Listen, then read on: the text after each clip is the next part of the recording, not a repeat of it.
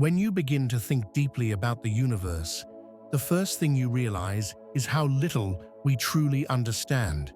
It's not just the size of it, although that alone is staggering.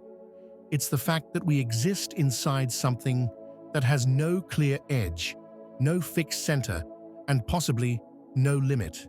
And yet, here we are, trying to comprehend it with brains evolved to survive on one small planet. The observable universe is about 93 billion light-years across, but that's only what we can see. Beyond that, we don't know. It might go on forever.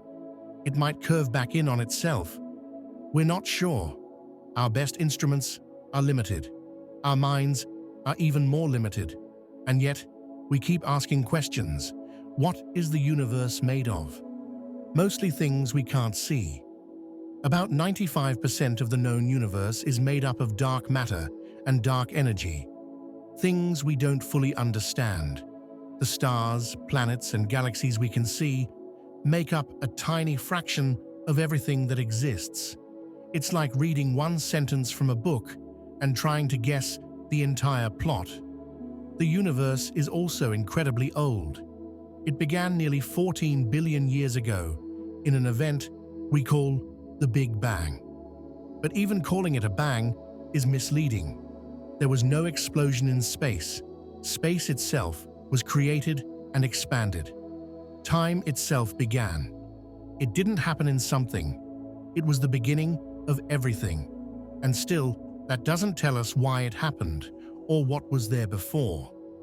Those are questions that go beyond physics. They touch on philosophy, maybe even spirituality. The universe may have no reason at all, or maybe the reason is something we're not yet equipped to understand. Then there's the question of life. Earth is the only place we know of where life exists, but statistically, it's almost certain we're not alone. The universe is simply too big, too full of stars and planets, for this to be the only place where biology took hold. And that opens up even more questions. Is intelligent life common? Or are we a rare accident of chemistry and time? When you think about the universe long enough, you start to feel two things at once: an overwhelming sense of insignificance and a surprising sense of connection. Yes, we are small, but we are also part of it. We're not standing outside the universe looking in. We're inside it, made of it. The atoms in your body were created in stars. The hydrogen in your cells is older than the Earth. You're not separate from the universe. You are the universe, briefly arranged into a form that can ask questions. That fact, that we are self-aware beings in a universe that seems otherwise silent, is deeply strange. And maybe it's meaningful. Maybe meaning isn't something we find in the universe. Maybe it's something we bring to it. The universe may not care about us. It doesn't have to. It gave us the raw material, and somehow, that was enough. We exist. We can think. We can feel awe. And in the vast, cold, and mostly empty cosmos, those abilities matter. Because in a universe that is mostly dark, mostly empty, and mostly silent, awareness is the rarest thing of all. Imagine you're standing outside at night. The sky stretches out above you, vast, silent, and endless. You look up, and somewhere deep inside, you feel it. That quiet tension between how small you are and how large everything else is. The universe doesn't ask for your attention. It doesn't need it. And yet when you give it a moment, just a quiet second of honest thought, it unfolds in ways your mind almost can't hold. You live on a planet, spinning around a star, tucked into a galaxy among billions. And that galaxy is drifting through space alongside countless others, each with stars, planets, and maybe life, or maybe not. We don't know yet. That's one of the truths of the universe. It gives us questions faster than it gives us answers. The deeper we look, the stranger it gets. We find black holes that distort space and time, galaxies moving apart as the universe expands, particles popping in and out of existence in the quantum vacuum, a kind of cosmic static beneath reality. And all of this exists without a clear reason why. Sometimes we talk about the universe like it's a thing, an object with shape and structure. But in reality, it's not just everything around you. It's everything that could possibly be. It's not out there, separate. You are inside it, made of it. The atoms in your body came from stars. You are literally stardust, conscious of itself, asking questions in a language the stars will never speak. And that's strange, because the universe, as far as we know, doesn't have intentions. It doesn't have feelings. It's not cruel or kind, it just is. And still, from that silent void, something woke up. Life, thought, you. You exist for a blink of time on a rock orbiting a single star. And yet your mind can reach across light years. You can look at a photo of a galaxy millions of years away and somehow feel something real. Wonder, curiosity, connection. No other species we know of builds telescopes to see across time. No other animal tries to explain gravity or dark energy. That doesn't make us superior, it just makes us rare. Rare enough to ask, why does any of this exist? Why is there something rather than nothing? We might never know. Maybe the answer doesn't exist in the way we expect. Maybe the question is part of the beauty. The universe doesn't owe us meaning, but we keep reaching anyway. Not because we expect something back, but because it's what we do. It's who we are. And maybe, in the end, that reaching is the meaning.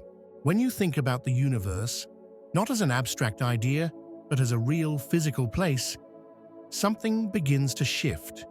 You start with where you are, on a planet that's small by cosmic standards, orbiting an average star, positioned in one spiral arm of a galaxy that's one among billions. And yet somehow, from this quiet place, you have the capacity to wonder about everything, about stars, time, beginnings, and endings. That in itself is extraordinary. We're not outside the universe, observing it from a distance. We're inside it, made from it. Every atom in your body was created long before Earth even formed, forged in stars that lived and died in cycles that stretch across billions of years. Those atoms traveled through time and space, and now they make up you. We don't often feel like that matters. Most of our daily lives take place in small spaces, following patterns we don't always question. But beneath all of it, beyond our jobs, routines, and technology, we are floating in the middle of an expanding universe. And that universe, it's mostly dark, mostly cold, and vast beyond imagination. But here's what's remarkable. Out of all that silence and entropy, somehow, awareness emerged. Life, thought. People who not only survive, but reflect, who try to understand what's really going on. The universe doesn't appear to have intention or meaning. It doesn't appear to care, but that doesn't make it empty. It makes it real and strange and full of questions that we're just starting to ask. And here's the paradox. In a universe where most things are unconscious, where galaxies form and collapse without anyone noticing, you are alive. You care, you notice, you look up, and you wonder. That might be the rarest thing the universe has ever done. You don't have to be the center of everything to matter. You just have to be aware that you're a part of it, that you're made of it, that you're conscious for a short time in a reality that stretches far beyond your senses. And maybe you'll never know the full story. Maybe no one ever will. But even so, The fact that you're asking, the fact that you care to look outward and inward at the same time means something. Because in a universe that doesn't owe us anything, it gave us just enough to wonder. And in the quiet of that wondering, we begin to understand what kind of beings we are. There's something quietly unsettling and also strangely comforting about stepping back and considering the universe as it really is. We live on a planet that seems stable, familiar, but zoom out just a little and it becomes clear how temporary everything is. Civilizations rise and fall. Species come and go. Even mountains erode and stars eventually die. And yet we live most of our lives without truly noticing the scale of time we're a part of. The universe is not just old, it's ancient in a way that's hard to process. It began about 13.8 billion years ago. That number doesn't mean much at first. But imagine this. If the entire history of the universe were compressed into a single calendar year, all of human history would happen in the final seconds of December 31st. Every person you've ever heard of, every discovery, war, book, invention, every moment would occur in less than a blink. And yet, here we are, not only existing, but conscious of the fact that we exist. That's not trivial. That's not an accident we should ignore. It's easy to feel small in the face of all this. And we are, physically speaking. But being small doesn't mean being meaningless. The vastness of the universe doesn't make your life irrelevant. If anything, it makes your awareness more rare, more delicate, more precious. Because the universe isn't full of life.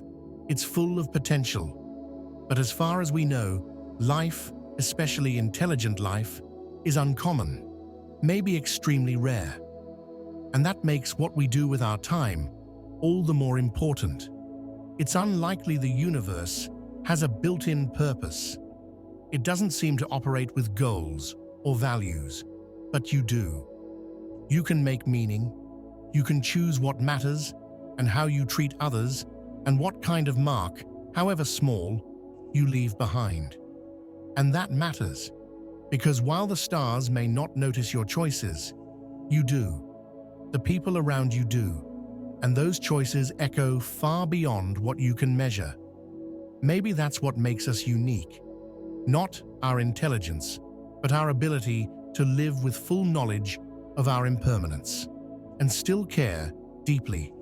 Maybe meaning doesn't come from being eternal or central. Maybe it comes from understanding just how temporary we are and choosing to act with kindness, curiosity, and wonder anyway. The universe doesn't give us instructions. It just gives us space, time, and raw material. What we build from that is up to us. Sometimes, late at night, when everything around you is quiet, you remember that you're not just in a room or a house or even a city. You're on a sphere, spinning through space at over 1,000 miles per hour, orbiting a massive star. And that star is drifting through the galaxy with hundreds of billions of others, all of them surrounded by dust, planets, ice, and the unknown. It's strange how easy it is to forget that. The universe doesn't ask you to think about it. It's perfectly content to keep expanding in silence. No pressure, no expectations, just vastness. And you, a single mind with a limited lifespan, happen to be aware of it. That's rare, possibly one of the rarest things that has ever occurred. We talk about feeling alone in the universe, but maybe we've misunderstood what that means. You aren't alone in the universe, you are alone with it. You're sharing the same timeline, the same laws of physics, the same origin. Everything you are, from the calcium in your bones to the iron in your blood, came from a star that died before the Earth was even born. You are, in every literal sense, made of the universe. You're not visiting it, you're part of it. And yet, you think, you worry, you make plans, you create things that didn't exist before, you form memories, you love. All of that, all those experiences, somehow emerge from the same particles and forces that shape galaxies. No one knows why that happens, why consciousness emerged, why we feel anything at all. Science can describe what happens, but not always why it feels the way it does. And maybe it's not supposed to. Maybe part of being human is sitting with the unknown, not solving it, but noticing it. Accepting that mystery doesn't mean failure, but possibility. The universe doesn't guarantee comfort or answers. It offers complexity, beauty, danger, time. And from that, we make meaning. We build lives, however brief, that can still hold value, even if the stars don't acknowledge it. You're not central to the cosmos, but you're not irrelevant either.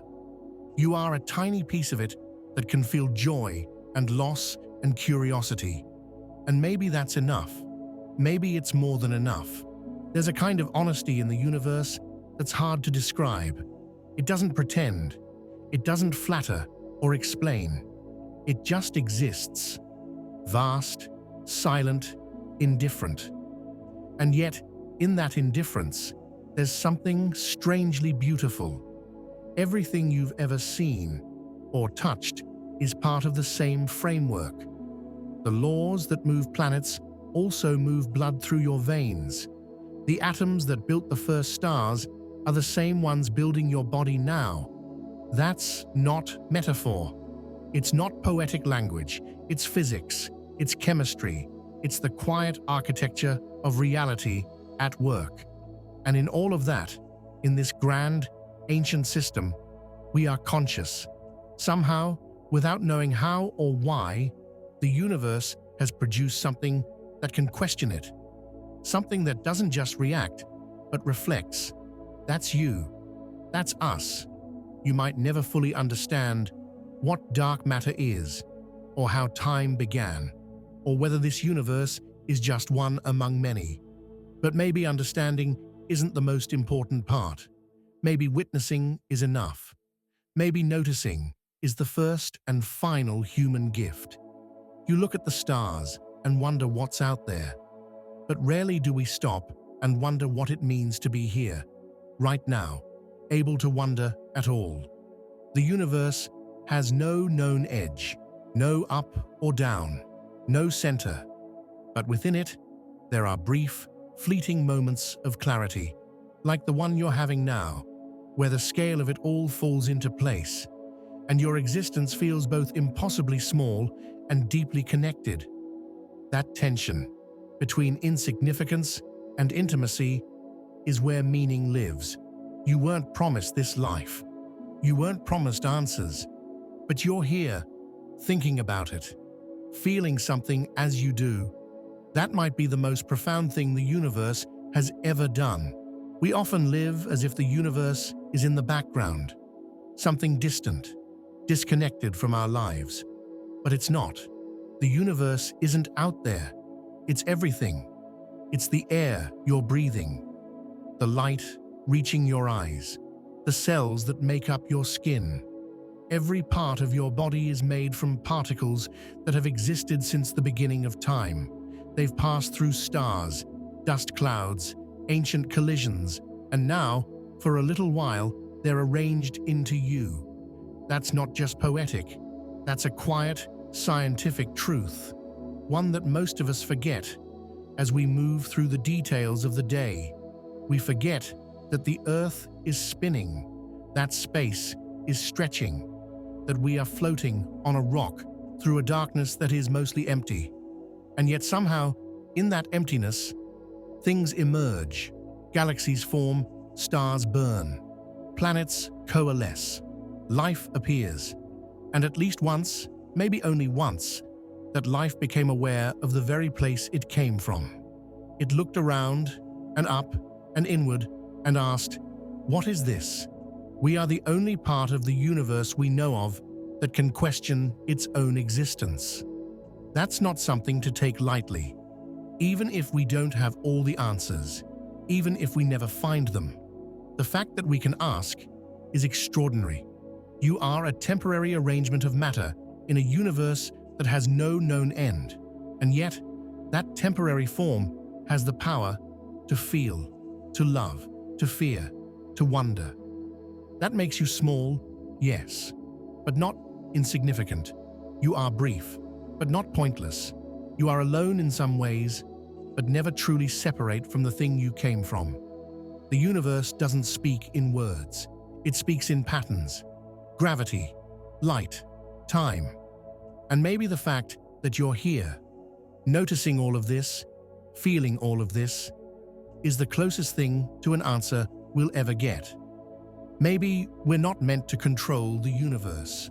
Maybe we're just meant to witness it. And somehow, that's enough.